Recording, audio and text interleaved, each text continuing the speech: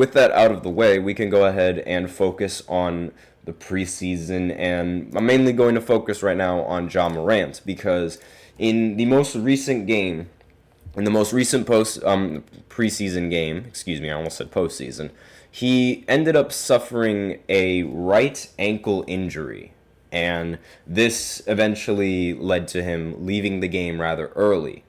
And I think this is rather concerning. Morant was suspended 25 games in the last season due to off-the-court randomness and off-the-court stuff. I'm sure you guys already know about it. I'm not going to focus on that, obviously. And he also, after returning from suspension, he averaged 26 points, which is fantastic, but that was only 9 games. And then he quickly suffered a shoulder injury right after. And he was, again, he made his return, but after 18 minutes, he ended up rolling his ankle in a transition and headed to the locker room, according to SportsCenter. And I think this is a big concern. Like, I don't think this is something that should be taken lightly if you're a Grizzlies fan. And to those of you guys who think that Zion is injury riddled, it seems like Ja Morant is just as bad and almost just as injury riddled as Zion tends to be. Because, I mean, again, this is almost a whole season that Ja Morant misses out. He's also missed several times before due to ankle injuries, and it's mainly, like, I think it's a big problem, and I think it's something that shouldn't really get shoved under the rug. Because similar to Steph Curry and his ankle injuries, and, you know, everyone knows that Steph Curry's got relatively weak ankles, and he tends to get injured a lot there. And it makes sense because of all of his moving and all of his moving around the court, trying to get defenders off of him, all of the plays that the Golden State Warriors run. But it seems like I think that Ja should do a better job in protecting his ankles in these kinds of games. He did end up saying, at least according to Tim McMahon, he ended up tweeting out that Ja Morant said, quote, "I'm good. It's preseason, man," end quote. So it doesn't seem Ja Morant is all that worried about his injuries, but I feel like he's just trying to put the fans at ease with that quote because, like, again, this is just a common trend with Ja Morant and his injuries and his career so far. I'm actually going to go ahead and see how many injuries he's sustained over the course of his career. And hold on just one second. So he's had a shoulder injury that was forced him to sideline. He also had an illness before that, league suspension, another league suspension. Then he hurt his hand, he hurt his hip, and then he hurt his thigh. And then there was also wrist injury in 2023. There was more thigh injuries, and there were 3 ankle injuries in a row in 2022.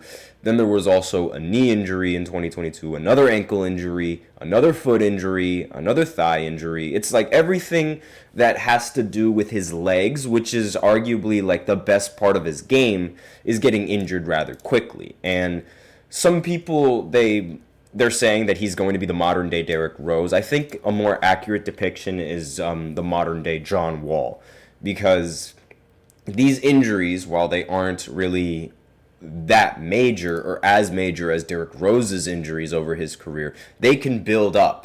And one of the things that makes Ja Morant so valuable is the attention he draws towards the paint. He is such an athletic finisher and one of the best finishers around the rim at the point guard position in this league, that if he loses the strength in his legs and can't really help himself from getting injured, that's going to be a problem for him in his career. And this has been a thing that I've noticed him do in almost every single game. It was a problem from the start of his career, and it's still a problem now. It's the way that he lands on some of these dunks. The way that he lands on these dunks, like, is very unsafe, and he could easily get injured way more severely than how he has been getting injured. And this is part of the reason why I think he's suffered so many foot injuries and leg injuries, because of the way that he lands after dunking the ball and going super, super high above the basket and trying to lay the ball up over everyone. I mean,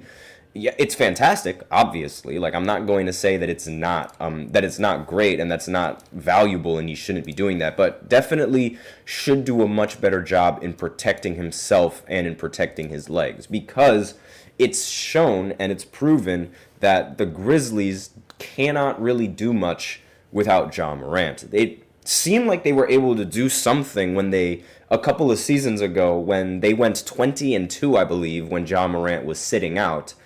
But aside from that, it's really like, it's Ja Morant, and you need Ja Morant in order to have a successful season if you are the Memphis Grizzlies. And these injuries are hindering him and they're holding him back. So while it might not be a crucial injury now, what happens if something like this happens around playoff time? Like, your best ability is your availability. And similar to how I critique Joel Embiid for constantly getting injured in the postseason, you do not want that if you're Ja Morant. And it's like, you have to be able to stay healthy. You have to find a way to be able to stay healthy. Now, maybe wear a different set of shoes. Maybe wear some high tops instead of the traditional low tops that he wears, because high tops do a bit of a better job in sustaining, well, not really sustaining injuries, but preventing injuries. It's not guaranteed that an ankle injury isn't going to happen, but there's a better chance that it won't if you have those types of shoes.